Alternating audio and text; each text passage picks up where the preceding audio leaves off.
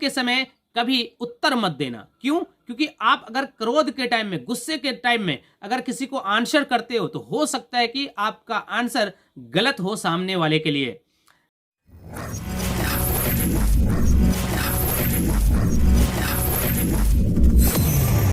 हाय मेरे दोस्त, मैं आपका चैनल मिर्जा सर क्लासेस में मैं आपका स्वागत करता हूं। और कैसे हैं दोस्त आप? आई होप कि आप अच्छे होंगे। और इस वीडियो के अंदर मैं आपको बताने वाला हूं मेरे दोस्त, जीवन के बहुत बड़े मूल मंत्र, वो भी 3 मंत्र बताऊंगा जीवन के।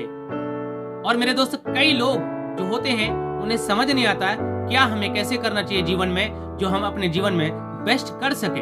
ओके मेरे दोस्त, इस वीडियो के अंदर मैं आपको जीवन के मंत्र बताऊंगा जो आपको जरूर फॉलो करना चाहिए और इन बातों को समझना है और अपने याददाश्त में सेव करके रखना है, एज ए फोल्डर बना करके अपनी डायरी में नोट करके रखना है और अपने दिमाग में रखना है और इन बातों को फॉलो करना है मेरे दोस्त। तो स्टार्ट करते हैं और आपको पूरी वीडियो को देखना है, क्योंकि मेरे दोस्त एक पॉइंट को भी आपको छोड़ना नहीं है, ज्यादा नहीं, आपको 3rd पॉइंट में बताऊंगा इस वीडियो के अंदर। और पूरी वीडियो को आपको जरूर सुनना है, समझना है, मतलब आपको टोटल पॉइंट्स को स्किप नहीं करना है। एक भी पॉइंट छूटता है मेरे दोस्त तो आपको शायद समझ में नहीं आएगा, इसलिए आपको 3 पॉइंट को पूरी तरीके से समझना है। और पॉइंट बोलने के बाद मैं उनको डिफाइन भी करता हूँ हर वीडियो में, आपने देखा होगा शायद मेरे दोस्त। चलिए स्टार्ट करते हैं। सबसे पहला पॉइंट, आपको दुख में कभी भी निर्णय नहीं लेना है।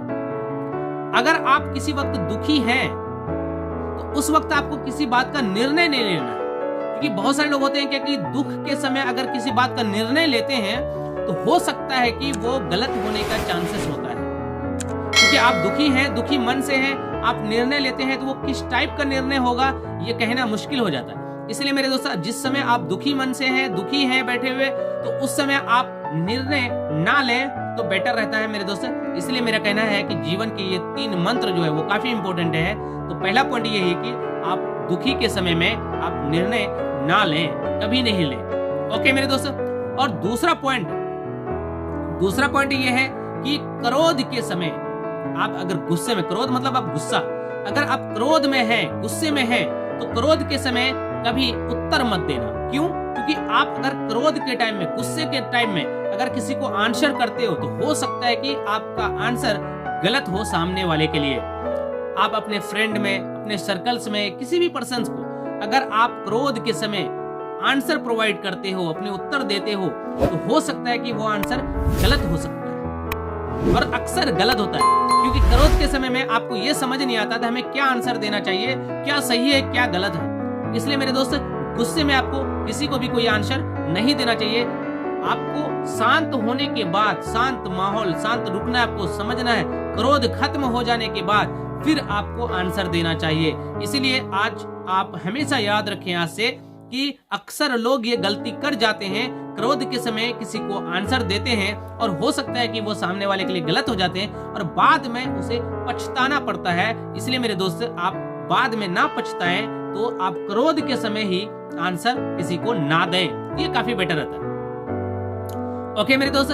और तीसरा जो पॉइंट है वो काफी इंपॉर्टेंट है। तीसरा ये कि खुशी के टाइम में आप किसी को वचन ना दें, क्योंकि खुशी में रहने के बाद आपको वचन जो दे देते हैं, बाद में आपको लगने लगता है ये मैंने कौन सा वचन दे दिया, क्योंकि वचन देने के बाद आपको पूरा करना पड़ता है। इसलिए मेरे दोस्त, आप अगर खुश हैं तो उस समय आप वचन ना दें। खुशी के समय आपको समझ नहीं आएगा कि मैंने किसी को वचन दे दिया, और क्या बातों में, किस बातों में आपने वचन दे दिया ये पता ही नहीं चलेगा आपको, और आपने वचन दे बैठा और बाद में आपको लगेगा कि ये मैं पूरा नहीं कर सकता हूँ। और मेरे दोस्त, यही बातें बाद में बहुत बड़ी बात बन जाती है। इसलिए आप खुशी के टाइम में किसी को वचन ना दें। खुश है, बहुत अच्छी बात है, हैप्पी रहे, बेस्ट रहे।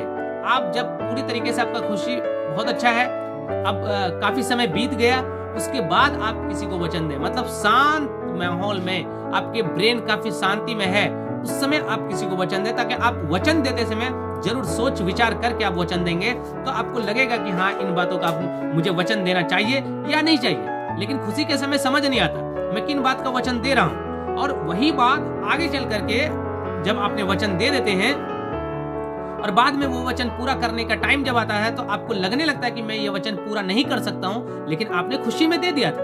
और अगर वो वचन आप पूरा नहीं करते हैं तो आपके रिलेशंस जो होते हैं वो टूट जाते हैं। इसलिए मेरे दोस्त, आप वचन देने से पहले ये देख ले कि वो माहौल कैसा है, वो स्थिति कैसा है। और आप किस स्थिति में हैं, आप खुश में हैं या दुखी में हैं या किस स्थिति में हैं, पहले आप चेक कर लें। इसलिए मेरे दोस्त, खुशी की स्थिति में, आप खुशी में हैं, उस समय वचन आप किसी को ना दें, ये काफी बेटर रहेगा। क्योंकि वचन देने से तो देने का तो बहुत आसान है, दे भी देते हैं, लेकिन उन्हें पूरा करना बहुत बड़ी बात है। और वचन अगर आप दो तो आप पूरा भी करो। वो कहते हैं सर झुक जाए ठीक है, लेकिन वचन नहीं झुकने देंगे। मतलब वचन टूटने नहीं देना है अपनी सर झुक मतलब सर कट जाए मतलब नहीं है, लेकिन वचन नहीं टूटना चाहिए, वचन नहीं झुकना चाहिए। कहने का मतलब आप सर कटा लो लेकिन वचन नहीं तोड़ो। इसलिए आप वचन अगर किसी को दिए हैं तो वो आपको पूरा करना ही होगा। और बाद में आपको लगने लगेगा कि ये वचन पूरा नहीं कर सकता मैं, तो आपने उस वक्त दिया ही क्यों था। तो इसीलिए आप खुशी के माहौल के टाइम में आप किसी को वचन ना दें, क्योंकि उस स्थिति में आपको पता ही नहीं चलेगा मैं वचन किसी को दे बैठा। इसलिए मेरे दोस्त, आप चेक कर लें। तो ये 3 पॉइंट जो मैंने आपको बताया इस वीडियो के अंदर, आप 3 पॉइंट को हमेशा याद रखें, काफी इंपॉर्टेंट है, जीवन के ये बहुत बड़े मंत्र है और हर इंसान को इन बातों को याद रखना चाहिए। क्रोध में किसी को आंसर नहीं देना है, और दुखी में निर्णय नहीं लेना है किसी बात का, और खुशी में किसी को वचन नहीं देना। ओके मेरे दोस्त, तो इन बातों को आपको जरूर फॉलो करना चाहिए और हमेशा इन बातों को ध्यान में रखना चाहिए, क्योंकि यही बातें कभी कभी किसी के साथ गलत हो जाता है। इसलिए मेरे दोस्तों, आपको मैं ये बताना चाहूंगा, इन बातों को हमेशा अपने ध्यान में रखें। और एक बात बताना चाहूंगा मेरे दोस्त, अगर आप चैनल पे पहली बार आए हैं तो चैनल को सब्सक्राइब कर लें और बेल आइकन क्लिक करें। इससे बेनिफिट ये होगा आपको कि जब भी वीडियो अपलोड किया जाएगा सबसे पहले नोटिफिकेशन आपको मिलेगा। और एक बात बताना चाहूंगा मेरे दोस्त, आपका कर्तव्यता बनता है कि आप वीडियो को जरूर शेयर करें। हो सकता है कि आपके शेयर से किसी दूसरे इंसान को फायदा हो जाए, और मेरे ख्याल से आपको जरूर दूसरे को फायदा होना चाहिए, क्योंकि भगवान कहते हैं अगर आप किसी दूसरे का मदद करते हो तो भगवान आपका मदद करेगा। इसलिए मेरे दोस्त, आप वीडियो को जरूर शेयर करो, हो सकता है आपके शेयर से किसी को फायदा हो जाए। अगर किसी को फायदा होता तो आपको भी फायदा होगा। ओके मेरे दोस्त, हम लोग मिलते हैं नेक्स्ट वीडियो में। थैंक यू, जय हिंद।